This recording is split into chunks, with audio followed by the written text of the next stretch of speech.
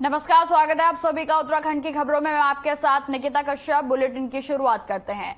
पूर्व मुख्यमंत्री तीरथ सिंह रावत का हल्द्वानी दौरा हुआ है। आपको बताते चले कि हल्द्वानी पहुंचकर उन्होंने कहा कि लोकसभा चुनाव 2024 में बीजेपी पूरे देश में सबसे ज्यादा सीट लाने वाली पार्टी बनने जा रही है और उत्तराखंड में दोबारा से बीजेपी 500 सीटों पर जीतेगी। वहीं आपको बताते चले कि कमीशन खोरी वाले अपने बयान पर तीरथ सिंह रावत पलटते दिखाई दिए। साथ ही उन्होंने कहा कि प्रदेश में तेजी से विकास हो रहा है। प्रधानमंत्री नरेंद्र मोदी के दौरे से यहां के पर्यटन और तीर्थाटन को भी बढ़ोतरी होगी और इसका सीधा असर राजस्व, रोजगार और लोगों को मिलेगा।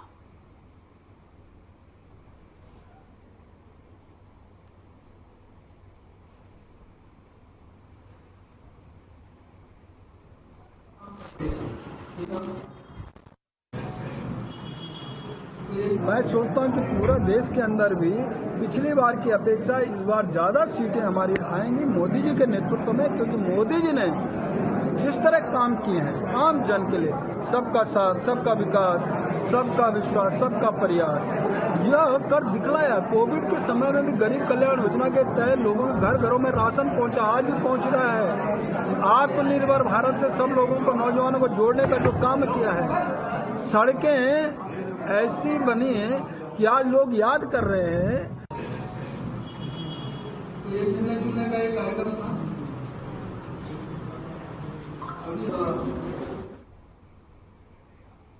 मंडल मुख्यालय पौड़ी में छात्र संघ चुनाव को लेकर सरगर्मियां तेज हो गई हैं। आपको बताते चले कि पौड़ी में इस बार से छात्र संघ चुनाव त्रिकोणीय मोड पर है, क्योंकि सक्रिय 3 पार्टियों ने चुनाव लड़ने का मन बनाया है। वहीं आपको बताते चले कि एनएसयूआई से अर्जुन गोदियाल एबीवी के साथ आर्यन ग्रुप के अध्यक्ष पद पर निर्दलीय प्रत्याशी के रूप में अपना समर्थन देने का मन बनाया है। वहीं आपको बताते चले कि इस बार का चुनाव रोमांचक होने के आसार हैं। प्रत्याशी ऋतिक असवाल ने जुलूस निकालकर शक्ति का प्रदर्शन करा और कहा कि इस बार छात्र भी परिवर्तन चाहते हैं। सभी ने जीत हासिल करने के बाद छात्र पक्ष में कार्य करने की बात कही।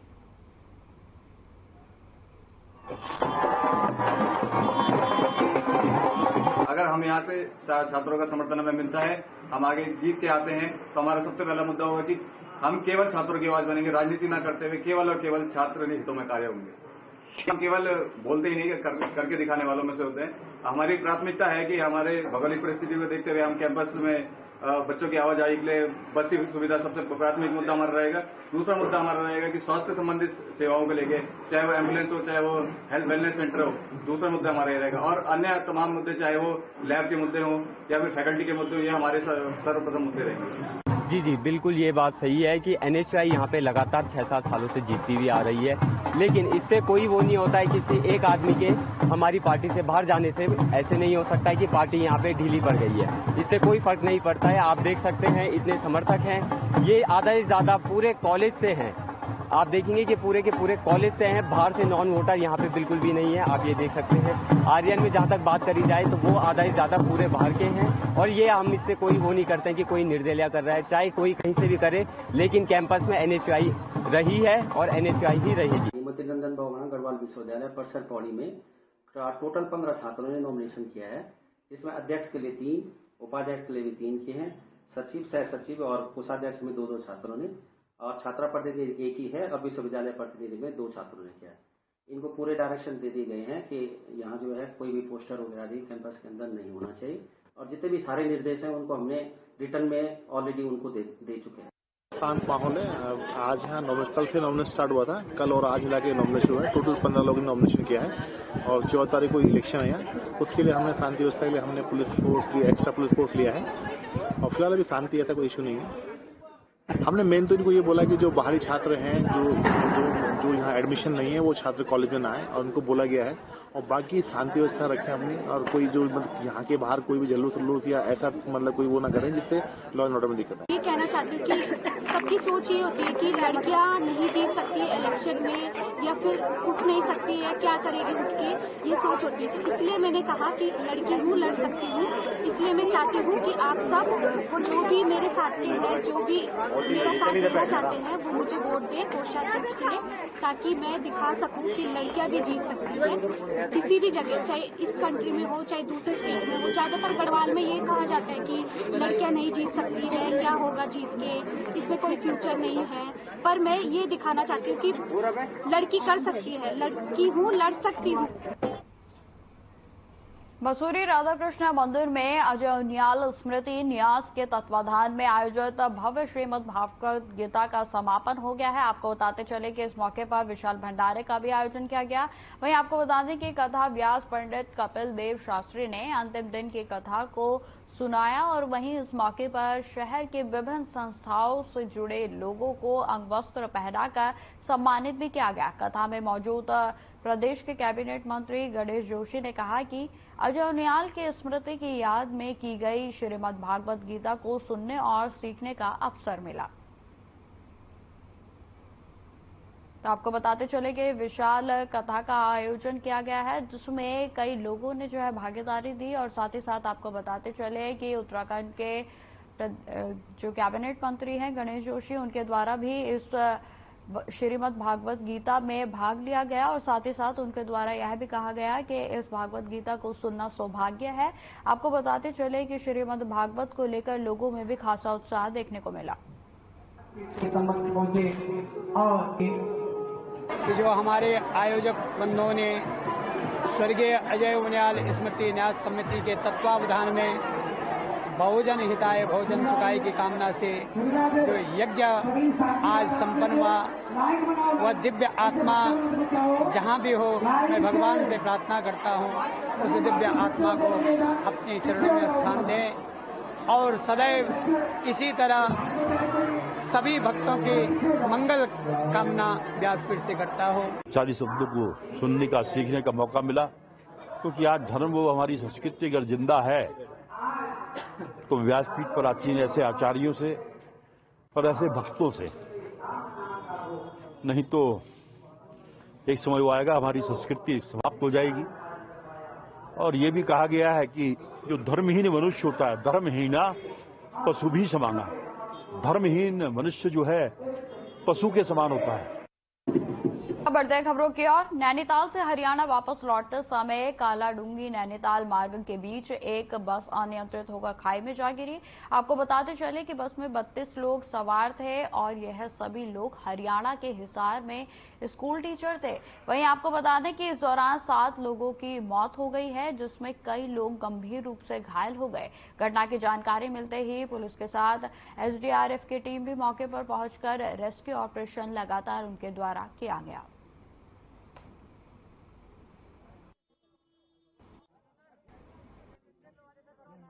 नैनीताल के मंगोली क्षेत्र में एक स्कूल बस के गिरने की सूचना आई, लेकिन बाद में जब हमारी रेस्क्यू टीम यहाँ पहुंची तो पता लगा कि स्कूल की बस नहीं, इसमें स्कूल के टीचर थे और ये नैनीताल घूमने आए थे, यहाँ से हरियाणा हिसार के लिए वापस जा रहे थे। वापस जाते टाइम ये बस दुर्घटनाग्रस्त हुई। इसमें 30-32 लोग बताए जा रहे हैं। इनमें से 25 लोगों को रेस्क्यू कर लिया है, बाकी जो लोग हैं उनके रेस्क्यू का कार्य चल रहा है। यहाँ एसडीआरएफ की, लोकल पुलिस की टीमें, स्थानीय जो हमारी डिजास्टर की टीम है, वो सारी टीमें हैं और अगले आधे घंटे में रेस्क्यू कंप्लीट कर लिया जाएगा।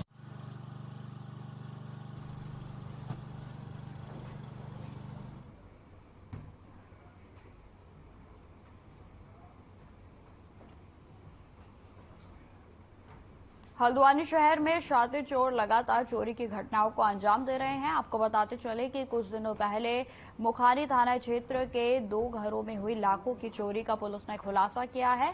वहीं आपको बता दें कि एसएसपी प्रहलाद मीणा ने जानकारी देते हुए चोरों ने दोनों घरों में घुसकर लाखों के जेवरात और नकदी चोरी की थी। वहीं आपको बताते चले कि जिसमें कि पुलिस ने एक शातिर चोर को गिरफ्तार कर लिया है। वहीं आरोपी के कब्जे से चोरी के जेवरात और नकदी भी बरामद कर ली गई है। पकड़ा गया शातिर चोर राजकुमार राठौर मुखानी क्षेत्र का ही रहने वाला है। मुखानी पुलिस ने इस घटना के खुलासे के लिए 100 से अधिक सीसीटीवी कैमरे चेक किए और जिसके बाद आरोपी को गिरफ्तार किया गया।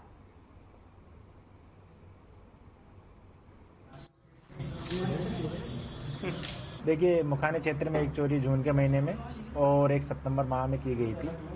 इन दोनों चोरियों में लगभग 4.5 लाख रुपए के आभूषण चोरी हुए थे और जो हमारे मुखाने थाने की टीम है उसके द्वारा और एसओजी के द्वारा वहाँ पे सर्विलांस किया गया, जो संदिग्ध उनसे पूछताछ की गई। जो शहर के जितने भी सीसीटीवी है उनको हमने देखा और इतने एफर्ट के बाद में, जीरोइंग करने के बाद में एक अभियुक्त राजकुमार राठौड़ जो है, इसकी गिरफ्तारी की गई है। इसके कब्जे से चोरी का सामान ही बरामद हुआ। कहाँ के रहने वाले थे? पूर्व में भी कई बार जेल जा चुके? देखिए, अभियुक्त का अभी तक कोई पुराना रिकॉर्ड तो नहीं आया, लेकिन इससे जो पूछताछ हुई है इसमें ये अभियुक्त अकेला चोरी करता था। इनमें दोनों में एफआईआर पंजीकृत की गई और कुछ 4 लाख रुपए के।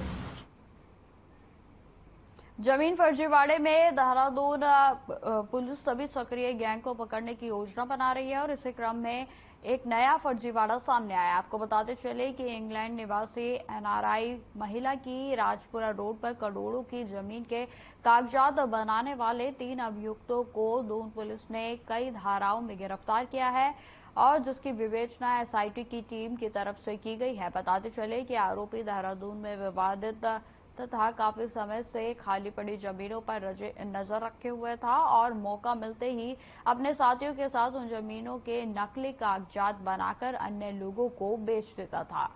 आपको बता दें कि देहरादून में कई लोगों ने संगठित गैंग बनाकर लंबे समय से देहरादून में जमीनों के धोखाधड़ी कर रहे हैं। ऐसे मामलों की गहनता से जांच की जा रही है। वहीं एसआईटी की टीम भी जांच कर रही है और 13 लोगों को मामले में गिरफ्तार किया गया है। चलो ले जाओ सर। जो फर्जी कूट रचित दस्तावेज के आधार पर संदिग्धता के आधार पर कोतवाली में भी एक मुकदमा दर्ज कराया गया था और एक प्रॉपर्टी राजपुर रोड की है जिसको लेकर इसमें केस दर्ज कराया गया था। जब इन्वेस्टिगेशन इसमें पूरी तह तक की गई तो उसमें पाया गया जो केपी सिंह का जो गैंग था, इस गैंग से अन्य गैंग के भी सदस्य जुड़े हुए थे जो मुजफ्फरनगर के रहने वाले हैं। और इसमें जो हमारी हिरासत में पूछताछ में पालीवाल जिसको एक्सपर्ट था, जो फोरेंसिक एक्सपर्ट था, उसको भी जब उससे भी जानकारी की गई तो काफी सनसनीखेज हमें इसमें तथ्य सामने आए थे। इसके आधार पर जब ज्यादा इन्वेस्टिगेशन तय तक गई तो इसमें 3 लोग के नाम आए। जो ओमवीर है, ये पूर्व में भी इसमें अरेस्ट हो चुका जमीन के धोखाधड़ी और 302 में क्लेमेंट टाउन से, और साथ ही साथ इसके 2 साथी हैं सतीश और संजय। चलो ले जाओ सर।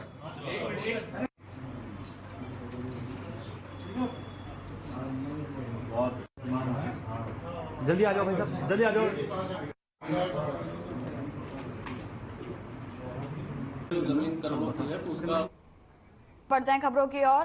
कालागढ़ में सड़क पर विशाल अजगर सांप दिखने से अफरा तफरी मच गई। वहीं आपको बताते चले कि पौड़ी गढ़वाल के कालागढ़ में हनुमान मंदिर के पास अचानक एक बड़ा सांप सड़क पर आ गया और जिससे कि लोगों में अफरा तफरी का माहौल बन गया। वहीं सड़क पर दोनों तरफ राहगीर इकट्ठे हो गए और मौके पर मौजूद कई राहगीरों ने सड़क पार करते अजगर का वीडियो कैमरे में कैद कर लिया। वायरल किए जाने के बाद लोग जो है वो सड़कों पर अजगर की मौजूदगी का पता लगाने लगे।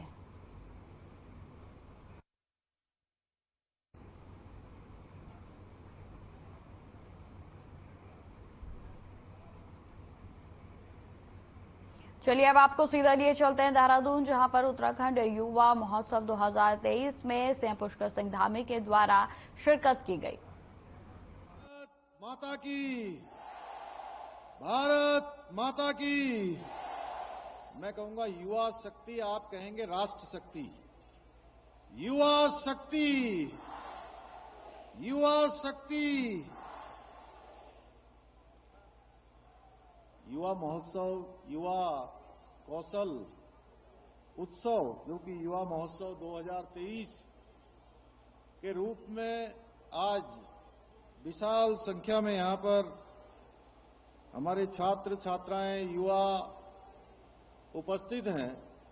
इस कार्यक्रम का संयोजन करने वाले आज का ये भव्य महोत्सव जिस मंत्रालय के द्वारा आयोजित किया जा रहा है, उत्तराखंड सरकार में कैबिनेट में मेरे सहयोगी कौशल विकास मंत्री भाई सौरभ बहुगुणा जी, मंचासीन इस विधानसभा क्षेत्र राजपुर, यहां के हमारे बहुत वरिष्ठ नेता और लोकप्रिय विधायक आदरणीय खजानदास जी, डोईवाला क्षेत्र के लोकप्रिय विधायक आदरणीय ब्रजभूषण गहरोला जी, देहरादून शहर के मेयर भाई सुनील उनियाल गामा जी, सचिव कृषि एवं सैनिक कल्याण श्री दीपेंद्र चौधरी जी और सचिव कौशल विकास श्री विजय यादव जी, नीतिका जी एवं यहां पर उपस्थित हमारे सभी अधिकारीगण, और आज मैं देख रहा हूं पूरे उत्तराखंड से आए हुए विभिन्न संस्थानों के। तो फिलहाल इस बुलेटिन में इतना ही। खबरों की और भी जानकारी के लिए बने रहे हमारे साथ। नमस्कार।